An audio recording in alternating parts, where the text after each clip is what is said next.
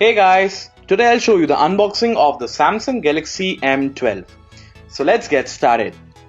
On the front you can see the image of the phone with the name. And at the back, specifications like battery, camera and display are mentioned. So let's open the box. First, you can see this hidden lid with the SIM ejector tool placed at the back.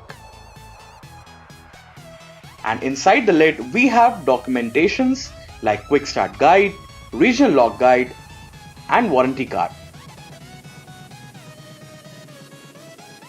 Here we have this stunning Samsung Galaxy M12. At the back we have a 48 megapixel quad camera setup and Samsung branding at the bottom. The phone looks very stylish in this matte finish. Next, we have a USB Type-C cable for charging the phone and a 2-pin wall charger with 15 watts of fast charging. So guys, that's all you get inside the Samsung Galaxy M12 box. Thank you so much for watching this video.